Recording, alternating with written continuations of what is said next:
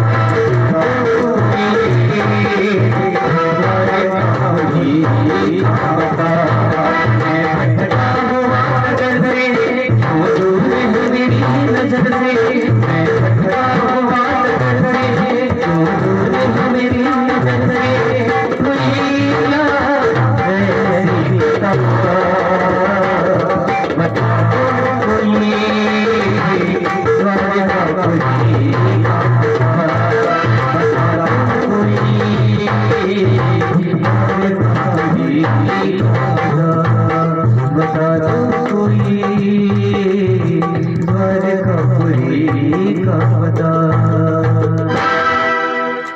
बोले बाबा बिहारी लाल। इस अभिलाषा का परिणाम ये हुआ, कृष्ण से मिलने की जो अभिलाषा सुदामा के मन में थी, उसका परिणाम ये हुआ कि सुदामा अपनी भूख प्यास सब भूल गए। भूख प्यास लगना शरीर का धर्म है। निकट भविष्य में कृष्ण दर्शन का जो आनंद मिलने वाला है, उसी की खुशी में सुदामा जी अपनी भूख और प्यास को सब भूल गए। भूख लगती है, प्यास लगती है, जिंदगी अब उदास लगती है। कैसे आऊं मैं तेरी द्वारिका, आस भी अब निराश लगती है। कैसे आऊं, मन में ये भावना है, लेकिन और बड़ी मुश्किल हो गई।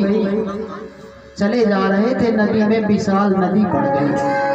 चले जा रहे हैं, रास्ते में एक विशाल नदी पड़ जाती है। सुदामा जी 3 महीने से पैदल चल रहे थे।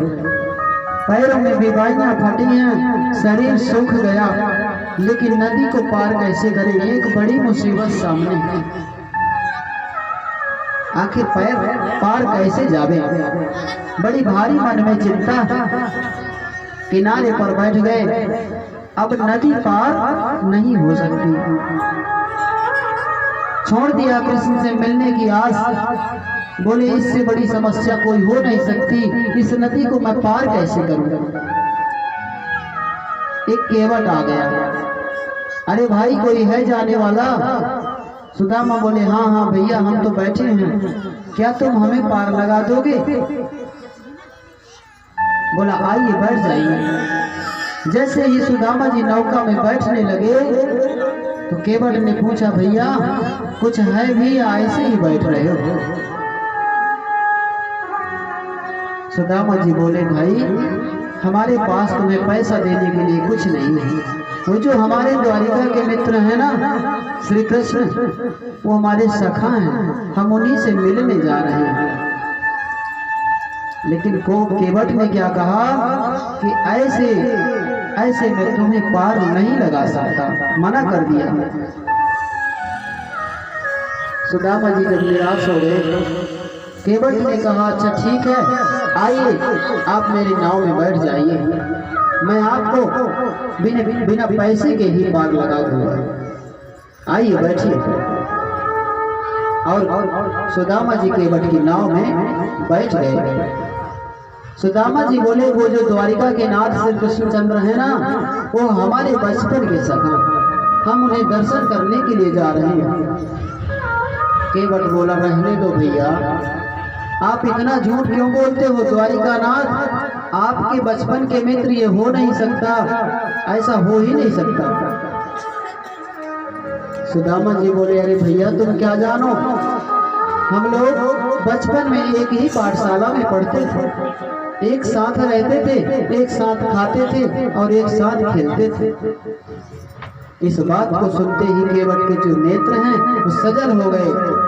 दुनिया बदल गई पर मेरा सुदामा नहीं बदला। केवट ने पार करा दिया सुदामा जी को।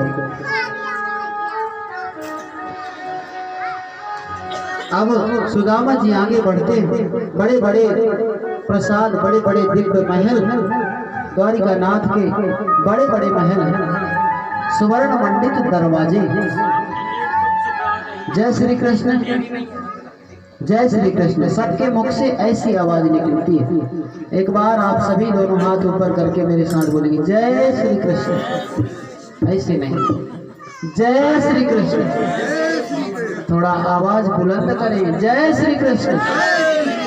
द्वारिका नगरी में ऐसे ही सबके मुख से आवाज निकलती है।